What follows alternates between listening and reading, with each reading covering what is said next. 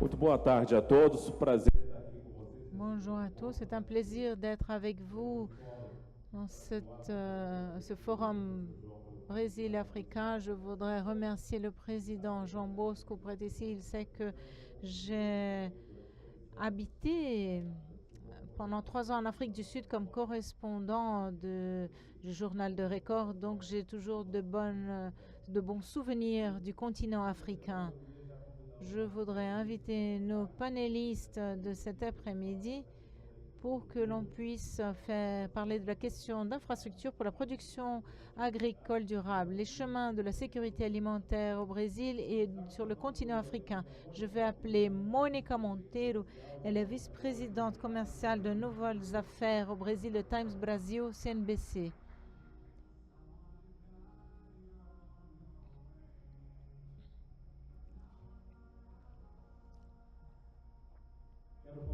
Je voudrais inviter aussi Monsieur Aristide Balamoro Sidbé, le CEO de Mali Airlines SA et ex-assesseur spécial du président de la République du Mali, monsieur.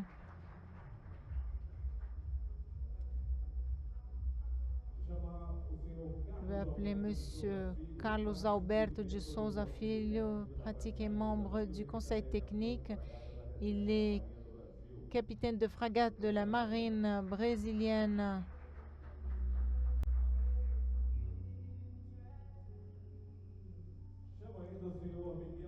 Et M. Miguel Azevedo, directeur du secteur de banque d'investissement pour le Moyen-Orient et Portugal de Citi.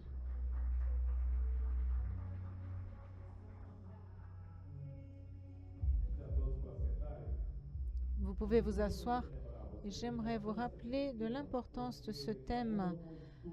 D'après une étude publiée par la Banque mondiale, environ 37% des aliments produits dans le continent africain sont perdus ou perdus dans le stockage. Les chaînes d'aliments du continent sont 4 fois plus longues qu'en Europe, par exemple, et peuvent représenter jusqu'à 45% du prix de quelques produits de base.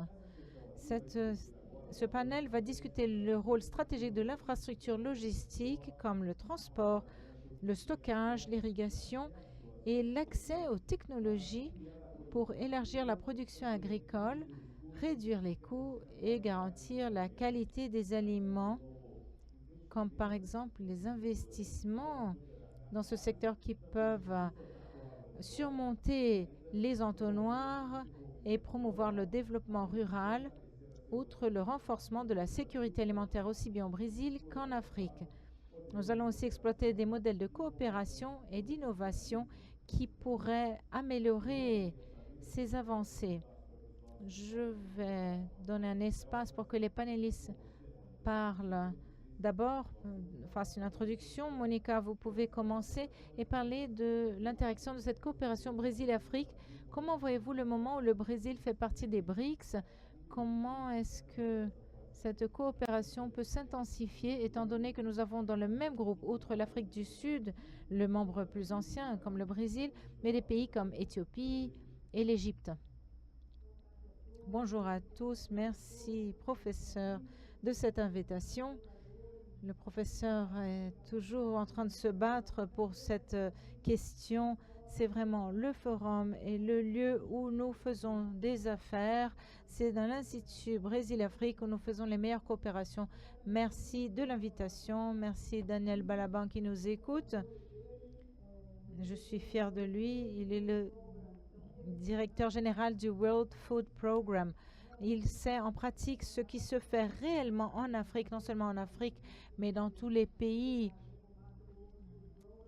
qui sont accompagnés par le World Food Programme, le programme mondial de la faim. J'apprends toujours avec Daniel et comment on doit travailler pour rapprocher le Brésil et l'Afrique. J'occupe maintenant la place du président du BRICS pour la Women Business Alliance, l'alliance des femmes dans les affaires. Nous avons plusieurs chefs femmes de l'industrie lourde, les femmes sont aussi, mais pas en grand pourcentage. Je ne vais pas faire une réclamation ici, mais normalement, quand on écoute, on va apporter les femmes, on va faire venir les femmes. On sait beaucoup qu'il y a plus de woman washing que les actions de fête. L'Organisation mondiale du commerce nous a dit que les femmes ont augmenté en 1%, les femmes brésiliennes, les sociétés où il y a des femmes qui sont chefs d'entreprise avec tout cet effort. Bon, alors il y a quelque chose qui ne va pas bien.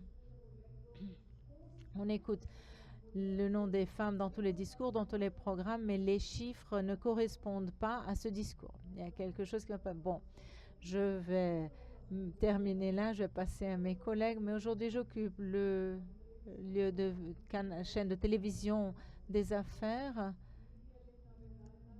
Et en fait, nous sommes en train de promouvoir chaque fois plus d'affaires. C'est pour ça que je suis là. Je voudrais remercier aussi Louis. Et je vais laisser la parole à mes collègues. Je m'appelle Monica Montero. Merci, Monica. Je vais passer la parole à Monsieur Aristide. Il est CEO de Mali Airlines.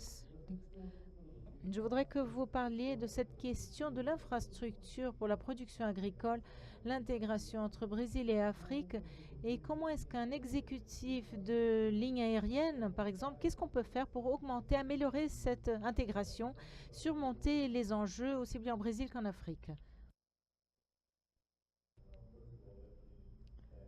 Merci. Je voudrais remercier le professeur Bosco de l'occasion. Ce n'est pas ma première fois au Brésil, c'est ma deuxième fois.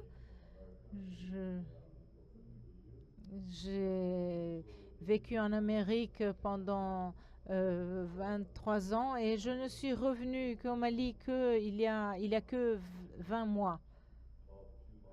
Ça fait que quelques mois que je suis revenue et je suis maintenant président de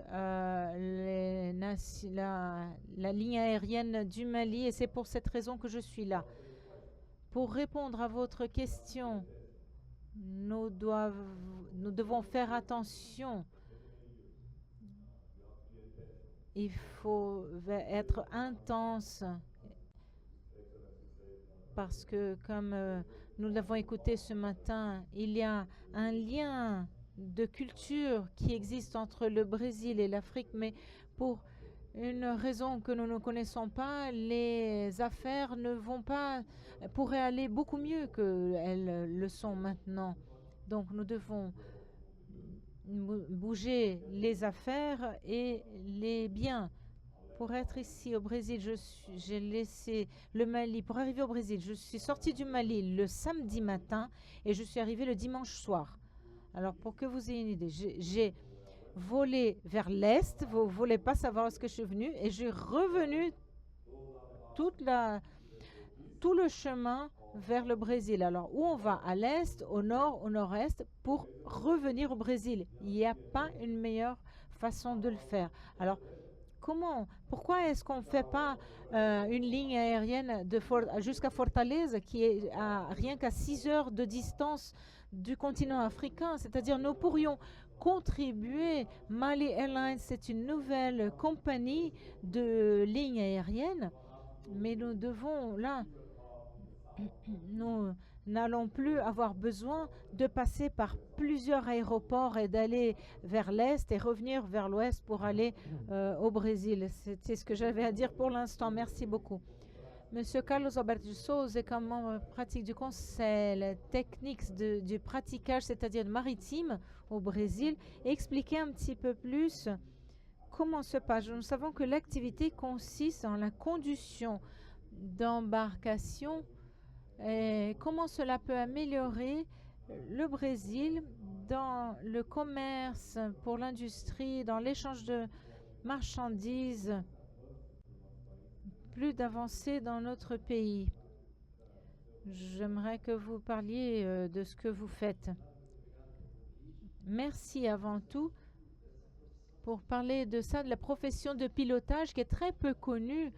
J'aimerais dire, qu'est-ce que c'est ça? Qu'est-ce que c'est le pilote? Ouais, dans le monde entier, on appelle le pilotage, le pilote, mais au Brésil, il a reçu cette dénomination de praticien qui passe l'idée de peu de formation, peu de connaissances pratiques, quelque chose qui apprend dans la pratique. Mais en fait, c'est très très compliqué parce que elle consiste en l'aide pour la conduction de navires et d'embarcations dans des eaux restreintes, c'est-à-dire dans des lieux où, d'après les particularités locales, la libre mouvement et le mouvement sûr des navire est difficile. Alors, le commandant du navire est entraîné pour emmener le navire le plus loin possible, loin des obstacles. Et le praticien, le pilote de navire, il est payé pour conduire les navires près des obstacles. Donc, alors, il explique que le pilotage, c'est pas une jabuticaba, une chose qu'il n'y a que au Brésil, là, c'est une jabuticaba. Non, non, non, vous avez ça dans le monde entier, indépendamment du niveau de technologie, vous avez cette profession de pilotage. Tous les pays obligent les sociétés de navigation à prendre le service des praticiens, des pilotes. Et à partir du moment où le navire commence à s'approcher d'une zone portuaire, ce professionnel va en bateau et il monte sur le navire et il prend en charge le commandement du navire et il passe à piloter lui-même le navire dans ces eaux dangereuses, dans ces eaux restreintes. Donc c'est un spécialiste, il sait où il y a les pierres, le fond, où il peut s'accrocher, les vents, les courants. Il sait manœuvrer le navire. Il y a même c'est comme si c'était un manœuvriste de navire parce que, en effet, il est capable de faire les ports. Ils ont une entrée et une sortie. Donc, le navire, il va tourner à un moment donné, soit quand il entre, soit quand il sort. Et le port est un lieu relativement abrité qui permet les opérations de chargement et de déchargement. Donc l'on profite d'une géographie, une hydrographie locale et ces dangers existent, des courbes. Le port de Saintes où je suis praticien, il y a 21 km jusqu'au point où nous embarquons, jusqu'au point final du terminal. 64 berceaux pour les navires arrêtés. Chacun a sa particularité, son type de manœuvre. Donc, le praticien est ce professionnel. Et pourquoi il existe? Il existe pour contribuer pour la sauvegarde de la vie humaine dans la mer, pour la sécurité du trafic hydroviaire, la prévention contre la pollution hydrique et garder les lignes de communication libres et libres. Vous devez vous souvenir de l'accident du canal de Suez où le navire a été pris, il a été coincé pendant un certain temps et tout le préjudice qui a été causé dans le monde entier pour le commerce mondial.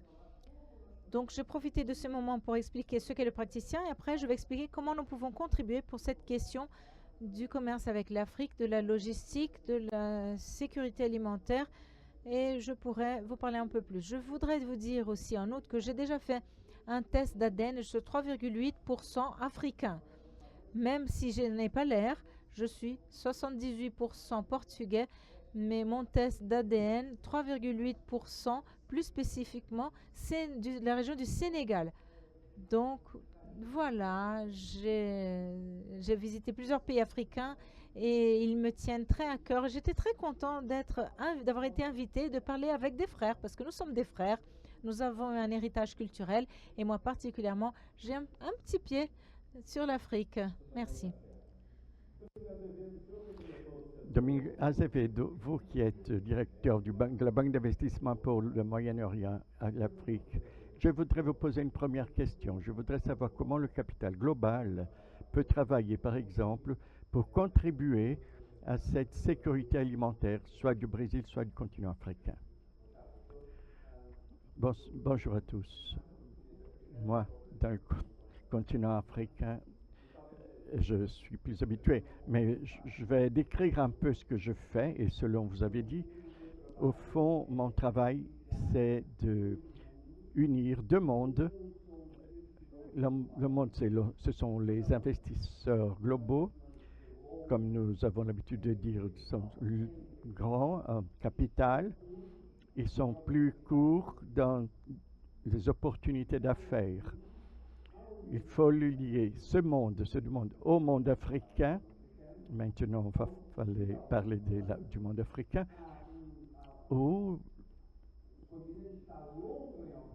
le continent est long en opportunités, il a beaucoup d'opportunités de développement d'affaires, mais il est court en capital. Donc, pour lier ces deux mondes, il faut arriver à avoir les meilleurs de ces deux mondes. Donc, ce que nous faisons toujours, c'est d'apporter du capital vers l'Afrique et qu'il s'agit là d'un capital commercial. Et le capital, dans ce cas, va chercher du profit.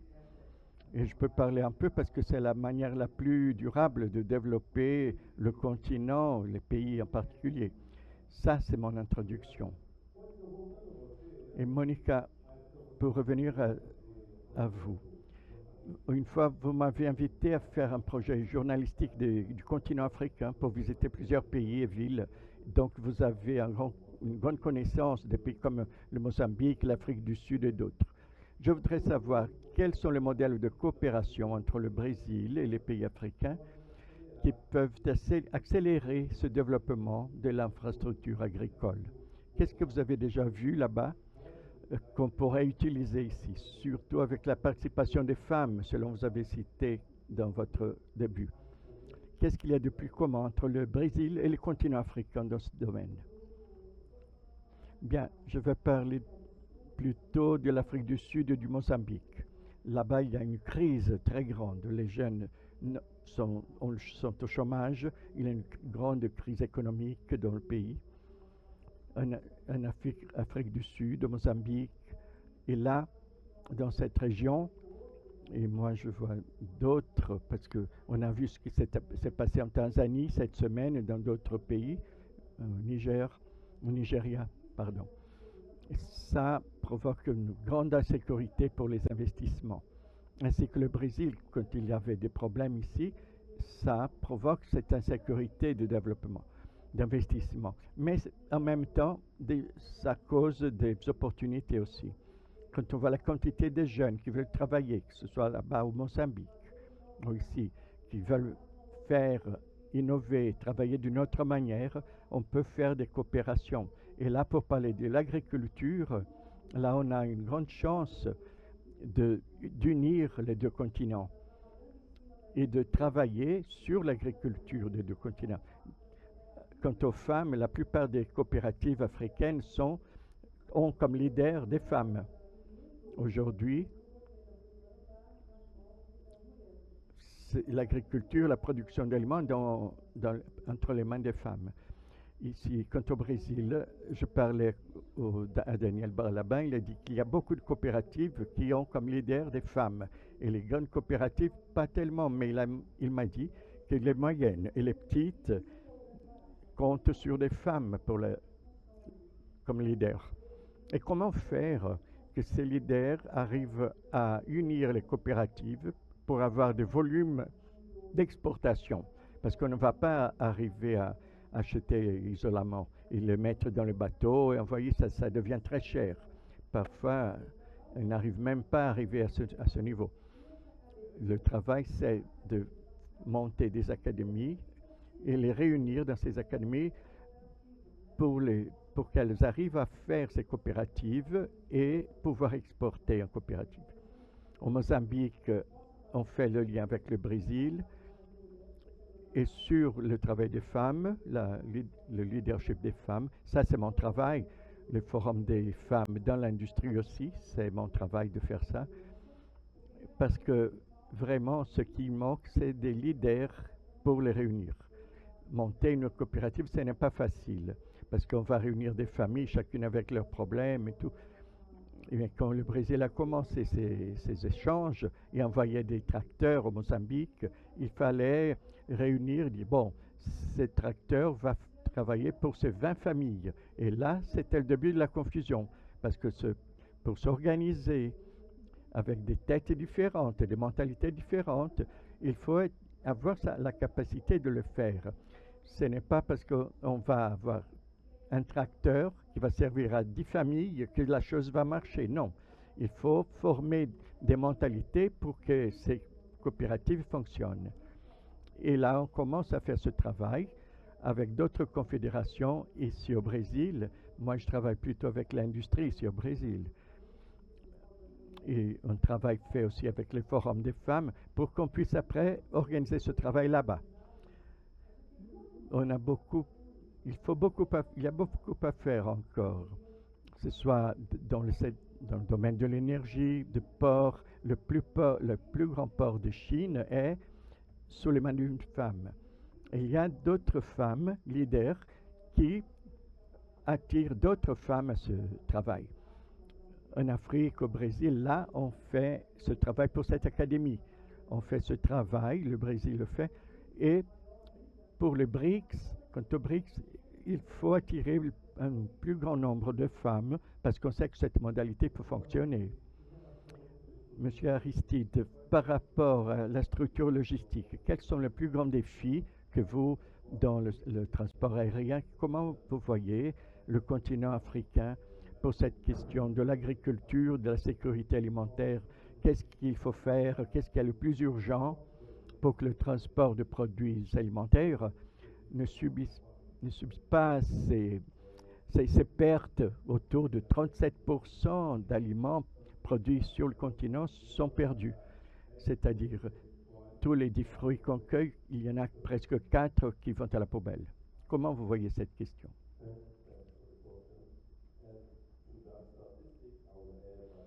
Merci de votre question. Je voudrais ajouter que les transports et la logistique, et là, on peut ajouter encore 45% là-dedans.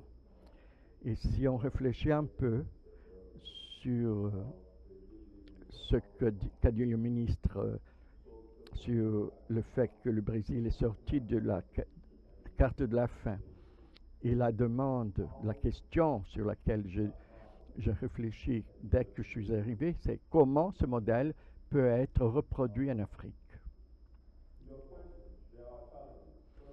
Et pour vous répondre, il y a plusieurs défis. On va les identifier. Au Brésil, nous avons aussi cet entonnoir, donc voyons, vous avez beaucoup de produits, beaucoup d'aliments exportables, vous exportez pour plusieurs pays. Vous avez quelques déficits dans des manques, mais ce n'est pas comme en Afrique. Si on observe les secteurs où je travaille, seulement 2%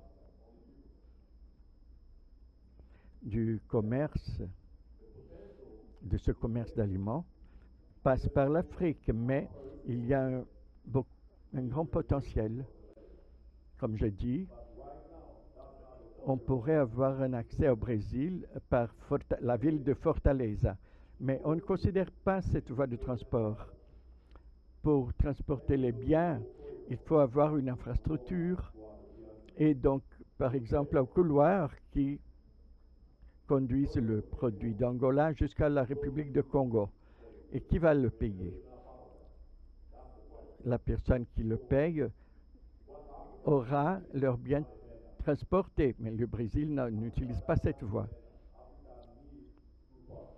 L'Afrique n'a pas besoin d'un don. Il nous faut des partenaires, des vrais partenaires. Le Brésil peut être ce partenaire. Mais est-ce que le Brésil est prêt à devenir ce partenaire? Le professeur Bosco organise cet événement il y a plusieurs années. L'année dernière, le thème,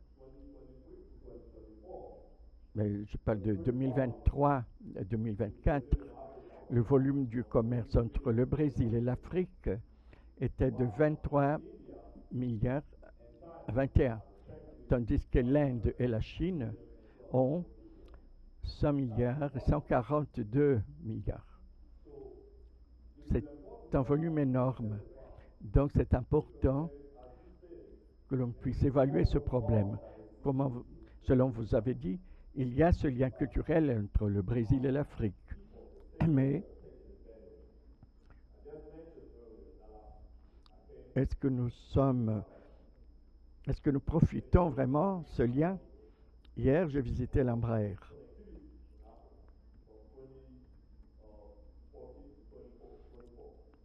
Il y a pas longtemps, ce commerce a commencé, qui lie plusieurs villes du continent africain. Donc, si vous évaluez le rapport sur ce domaine, vous allez voir qu'entre les pays africains, parfois on a besoin d'aller jusqu'à un autre pays, un troisième pays, pour arriver à une autre ville du continent africain. Et même les gens disent qu'il faut aller plus loin pour arriver à côté de chez nous. Donc, il faut améliorer cette infrastructure en Afrique afin de bénéficier l'Afrique et les Africains. Vous avez cité la question des bateaux, des navires. Évidemment, on connaît l'importance de l'industrie maritime pour le commerce des produits. On parle beaucoup au Brésil de la difficulté de transporter notre production de l'intérieur de plusieurs États jusqu'à nos ports sur la côte. Il a cité la logistique de l'infrastructure en Afrique. Quelle est notre situation au Brésil? Quels sont nos principaux défis? Où est-ce qu'il faut perfectionner pour rendre moins cher les coûts et le transport des aliments? Au Brésil, plutôt, nos échanges avec le monde, 95% se font par voie maritime. Nous avons 8000 km de côte et des rivières qu'on peut naviguer, c'est 8000 km aussi. Donc la plus grande difficulté, c'est qu'on est un pays de dimension continentale. C'est un pays très grand. Donc la logistique interne, elle finit par être chère ou déficitaire. Il nous fallait un réseau ferroviaire, de chemin de fer plus grand pour arriver à transporter vers le port beaucoup plus de charges en utilisant des trains, en plus d'enlever beaucoup de camions des routes, de nos routes. Ce serait bien pour l'émission de gaz carbone aussi, diminution des accidents aussi. Donc le cabotage, qui est le transport de biens entre les ports d'un même pays, devrait être plus encouragé. C'est-à-dire, on peut transporter des choses du sud vers le nord du Brésil, en Amazonie. Tout ça pourrait être fait par bateau, par navire. Mais par rapport à l'exportation, le Brésil, c'est le plus grand exportateur de soja, de sucre, de jus d'orange. 3 sur 5 verres de jus d'orange partent du port de Santos, ici à São Paulo. Vous pouvez le croire. Donc le transport maritime est très important. Et un navire comme le Panamax qui transporte du soja, il y a 80 000 tonnes de soja, 80 000 tonnes de sucre, de maïs. Et par rapport à l'Afrique, comment le pratiquage brésilien peut aider? C'est un point important à citer. Nous avons créé l'Institut Praticage du Brésil, qui a son siège à Brasilia. Il a un corps technique et les simulateurs, un simulateur FUMIS, et avec lui, on peut offrir des formations pour les pratiques africains. Donc, un groupe de pratiques africains a déjà fait cette formation ici au Brésil. Et ça, c'est très important, parce que le praticien, en même temps d'être un facilitateur, il vend deux produits, la sécurité et l'agilisation, la facilitation. Comme il travaille maintes fois sur le même port, il peut le faire avec beaucoup plus de sûreté, plus de rapidité. Donc, s'il provoque des accidents qui vont endommager un conteneur ou l'appareil qui charge et décharge le conteneur des bateaux, ou qui transporte des graines, des commodities, des produits de base, s'il le fait, ça peut inutiliser ces points d'embarcation, Parfois, pendant des semaines, des mois, il n'y a pas un conteneur qui peut être prêt sur les rayons d'un magasin. Non. Donc, c'est très important que ce professionnel soit grandement qualifié et formé. Il ne va pas travailler seulement pour la qualification, il travaille aussi pour la proficience, l'excellence, de la maîtrise complète de ce mélange entre art et science que pour conduire un bateau, un navire, jusqu'à 366 mètres de longueur, c'est ce que peut atteindre un navire. 51 mètres de large, c'est comme une piscine olympique dans des eaux restreintes. À Santos, il y a 14 mètres et demi de cale. C'est 14 mètres et demi sous l'eau. C'est donc un monstre, un navire comme ça, avec une inertie énorme. J'étais à Saint-Sébastien, l'autre port, dimanche dernier, j'ai envoyé une photo. J'avais une RCC en 366 mètres de longueur, 60 mètres de largeur et 20 mètres sous l'eau. Donc ce professionnel peut être formé par l'Institut Praticage du Brésil à Brasilia dans des simulateurs. Là, on peut se choquer, cogner sur des pierres sans dommage économique ou de vie humaine. Donc on peut aussi former les opérateurs dans les centres de praticage. Donc on a cette possibilité d'offrir ces services pour les praticiens africains, parce que cela doit représenter une plus grande excellence des professionnels. Il va travailler avec plus de sûreté, plus de rapidité, et va lui permettre de faire des manœuvres plus difficiles dans un espace d'embarcation. Il peut faire, avec le départ d'un navire et l'arrivée d'un autre, sans temps mort entre les deux. Même à Santos, il n'y a pas longtemps, un navire pouvait mettre 2h30 pour sortir et l'autre 2h30 pour entrer. 5 heures sans opération presque. C'est un dommage très grand. Donc cette qualification peut être acquise par des formations, par des simulations, par des études, de cours, et nous avons les conditions de l'offrir. C'est une manière de contribuer à cet aspect de ce rapport Brésil-Afrique. Nos professionnels, ils peuvent rompre les limites d'une publication internationale, c'est le PIANC, qui devient de la sigle Permanent International Association for Navigation Congress. C'est un groupe d'experts en plan portuaire qui établit les limites de dimension des navires, comment construire les ports. Maintenant, le nom a changé. C'est une association internationale d'infrastructures de transport portuaire. Donc, il y a des limites. Pour le port de Santos, si on va suivre la PIANC, seulement des bateaux de 180 mètres pouvaient rentrer à cause de tournants très fermés, trop fermés. Mais on fait beaucoup plus grand, 166. Donc, c'est le fruit de la formation.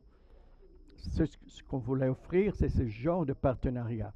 Ce serait un plaisir de travailler avec nos collègues africains et qu'ils embarquent aussi avec nous et de leur manière contribuer à une plus grande sécurité, efficience et fonctionnalité des ports africains. Si c'est un besoin, je ne sais pas parce que je ne connais pas. Et M.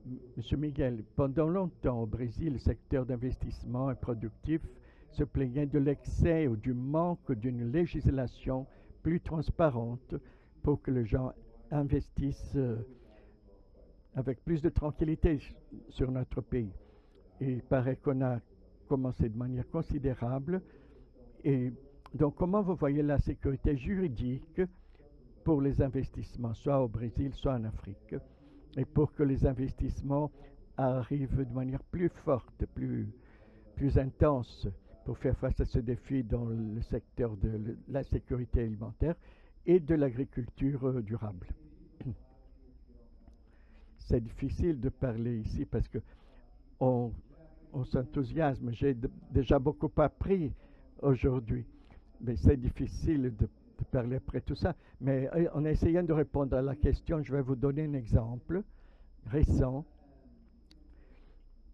d'une entreprise avec qui j'ai travaillé. Le Nigeria qui produit de protéines animales, qui n'a pas besoin de capital, mais qui voulait avoir un partenaire technologique. Et quel est le meilleur pays pour avoir ce partenaire technologique que le Brésil?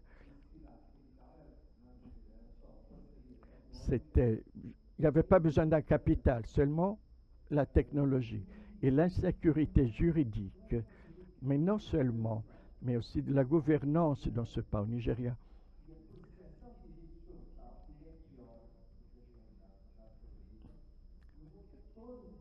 Toutes les entreprises avec qui on a parlé ici ont fini par refuser cette invitation. Ils disaient que ça ne valait pas la peine.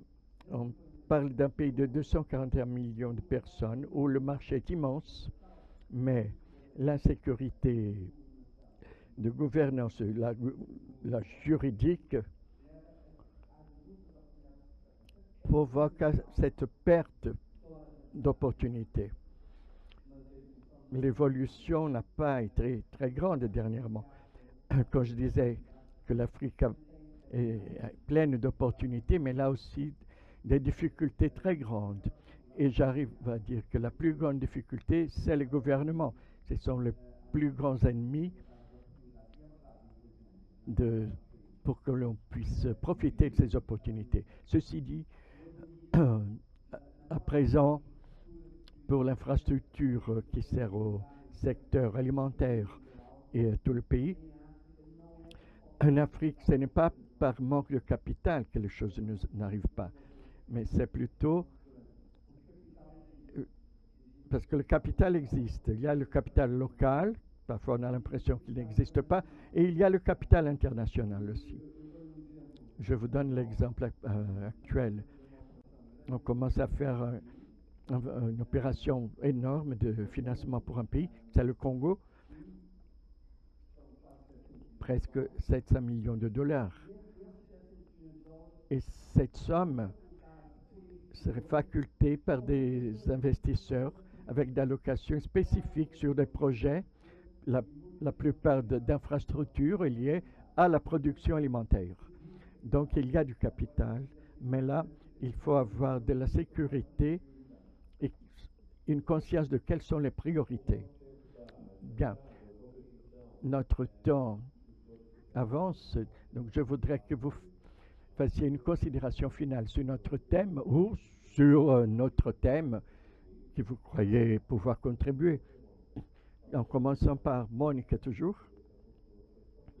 qui va parler sur ces sujets que vous connaissez si bien, la question de la production agricole, la sécurité alimentaire et ce rapport Brésil-Afrique. Moi, j'appartiens à l'industrie créative, juste pour définir.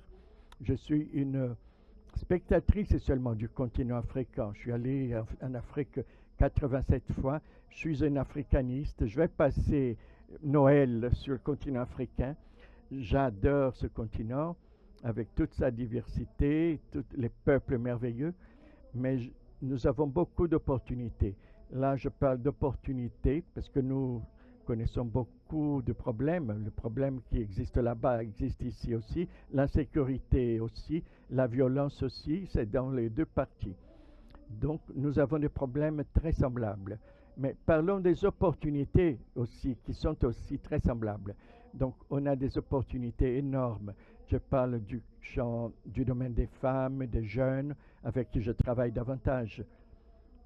Pour la Confédération nationale d'industrie, le forum que je préside, et là, on a beaucoup d'opportunités, depuis les capacitations jusqu'aux méthodes d'affaires. Donc, je veux avoir cette opportunité de plus en plus augmenter l'interaction entre nous. L'Institut Brésil-Afrique me connaît, je fais partie du corps de l'Institut aussi, et là, il faut qu'on puisse recevoir des missions pour faire des affaires pour la logistique, pour l'agriculture, pour l'industrie créative. Nous avons beaucoup d'opportunités. Nous connaissons beaucoup. L'un connaît bien l'autre, donc on est très, très pareil quand on a contact humain, physique, mais nous sommes très différents pour d'autres questions. Mais on a des opportunités de faire des affaires ensemble. Et tous les deux, nous avons besoin de beaucoup de logistique. On pense que tout est prééminent, surtout pour l'agriculture, mais les routes pour y arriver dans ces domaines, c'est très dur. Et c'est très difficile d'arriver dans ces territoires.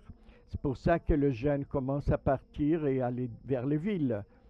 Et c'est les femmes qui restent à la campagne, elles restent parce que s'occuper des enfants et tout. Et donc il y a toute une problématique sociale qui existe en Afrique et au Brésil. Donc il y a cette opportunité de construire de nouvelles routes, de meilleures routes, et faire que les familles restent à la campagne, parce que là-bas, ils vont ils vont produire de la richesse, de l'argent. Donc, on a beaucoup d'opportunités. Merci beaucoup, Louis, et tous mes collègues qui sont là. Combien de voyages vous avez fait? Combien de pays? Ah, c'est beaucoup, beaucoup. Et je continue toujours. Je suis une africaniste, j'aime ce continent. 87 fois, je suis allé là-bas. Et moi, presque 30 seulement. Je connais 20 pays, je me considérais un spécialiste, mais non, mon cas, beaucoup plus. C'est un plaisir de vous revoir ici, merci. Il faut que je parte parce que j'ai un autre rendez-vous dans le panel, après le panel, mais mes contacts, mes coordonnées sont là et vous pouvez me contacter pour échanger. Et Monica Montero, merci Monica.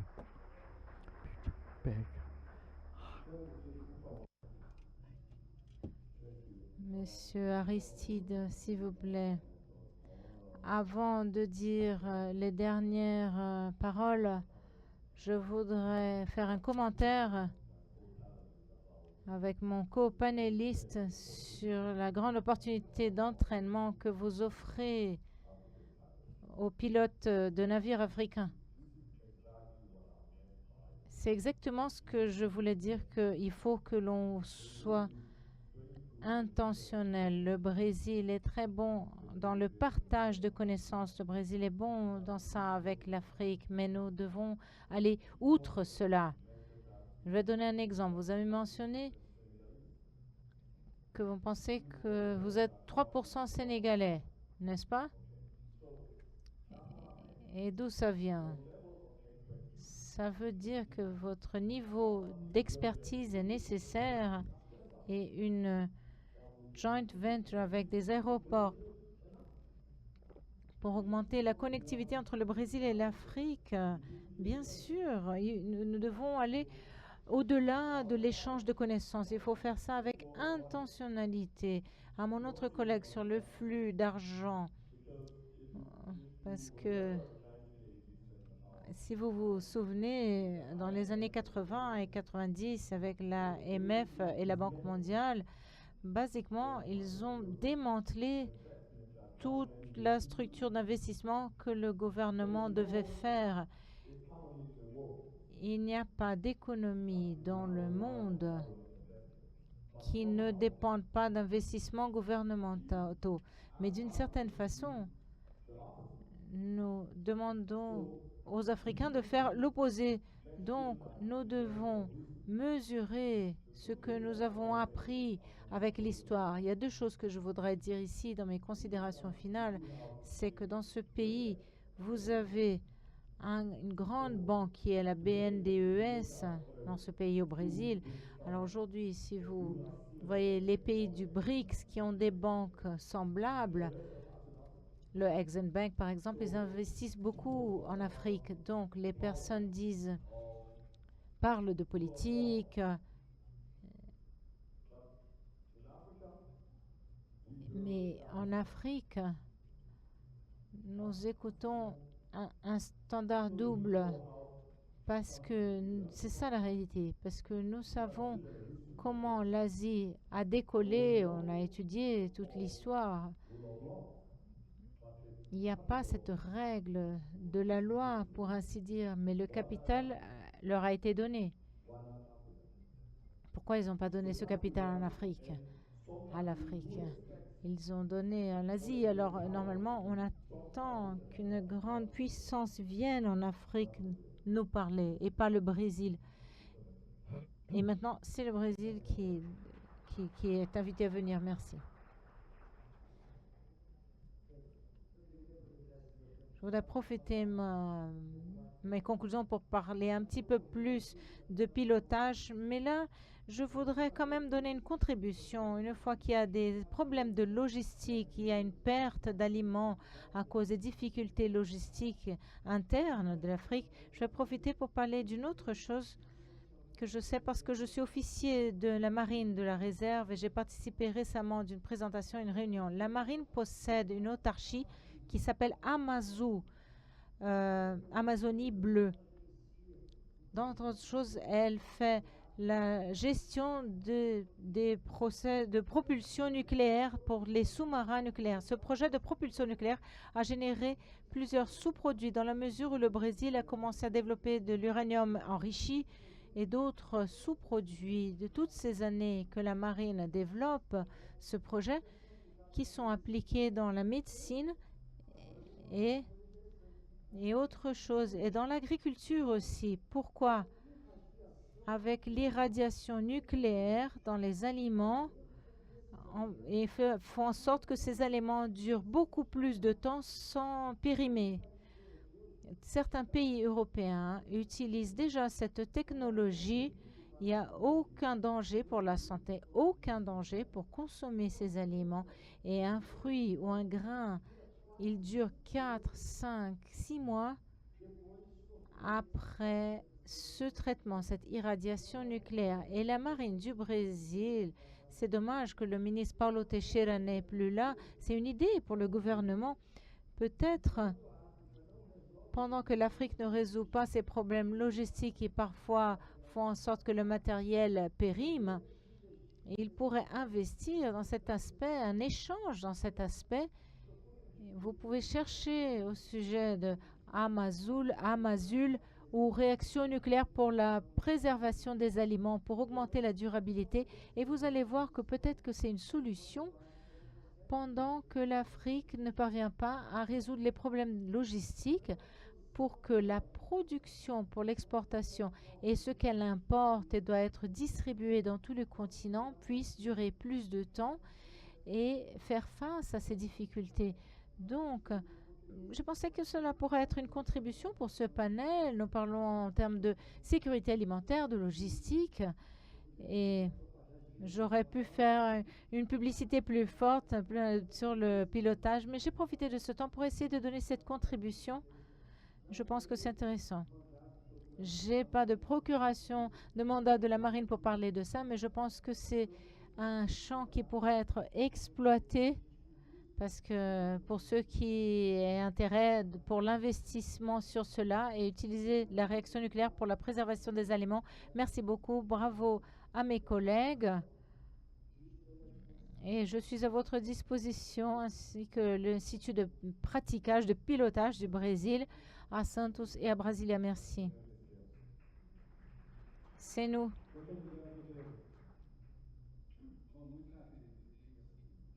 Très rapide.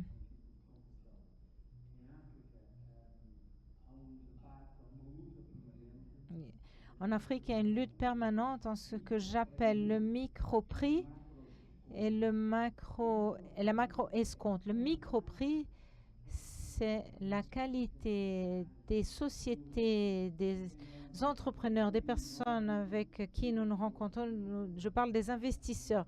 Je ne parle pas de l'argent qui vient du gouvernement, des dons. Non, je parle de l'argent qui cherche la rentabilité. En Afrique, il y a plein d'opportunités fantastiques gérées par des personnes fantastiques. C'est ce que j'appelle le prix africain. Mais il y a l'escompte africaine. Je ne vais pas utiliser le mot rule of law parce que je ne veux pas entrer en polémique, mais l'escompte, c'est le manque de qualité de la gouvernance en Afrique. La qualité de la gouvernance africaine. Ce n'est pas seulement en Afrique, mais on parle maintenant de l'Afrique. Et cela provoque des escomptes, l'exigence des taux de rentabilité plus élevés, bien évidemment. Quand je parle des investissements, quand ils mettent pour investir en Afrique, ils demandent 25% de retour. Il n'y a pas une infrastructure dans le planète Terre qui donne 25% de retour. Parce que donc, on ne fait pas d'infrastructure. Mais pourquoi ils demandent 25% de retour? Parce que moi, je vais avoir 15% dans le reste du monde, mais non, mais là, il a des peurs spécifiques en Afrique, c'est pour ça qu'il demande 25%. Ce qu'il y a, c'est que si l'on parvient à diminuer cette manque de qualité de la gouvernance, je ne parle pas des gouvernements, c'est un terme beaucoup plus générique. Je pense que le capital va être plus fluide. Et le monde maintenant a beaucoup de capital. Donc il y a beaucoup de capital africain, sauf que il n'est pas en Afrique. Pour une raison, je ne sais pas. Vous pouvez me dire quelle est la raison. Merci beaucoup, Miguel. Merci à vous tous qui avez accompagné cette discussion. Maintenant, nous avions beaucoup de choses à traiter. Malheureusement, nous sommes en horaire avancé. Je remercie votre présence, nos invités. Si vous voulez poser une question, faire un commentaire en particulier, vous pouvez vous diriger à vous. Mais le plus important, c'est que cette discussion, pendant cette rencontre entre deux pôles si importants dans l'économie et la production mondiale, qu'est le Brésil et le continent africain, merci de votre présence et à demain.